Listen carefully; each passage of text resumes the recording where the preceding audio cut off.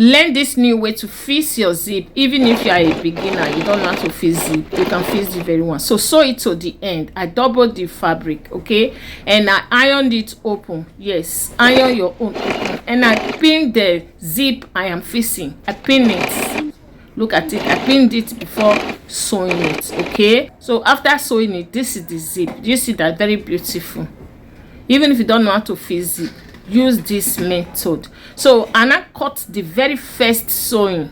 Yes, watch the video again. The very first sewing is what I am cutting here. Now I don't know whether this thing followed your machine. I have it in my machine. I used to cut the first thread. I picked the pieces of the thread away. Look at the zip. Look at it. Very fine, very beautiful. So help me share this video. Follow me on TikTok, follow me on YouTube and on Facebook. Do you see that? It's very easy. You will not say, oh, I did not fix it well. With this method, you will become a pro. Thanks for watching. Please share. Bye.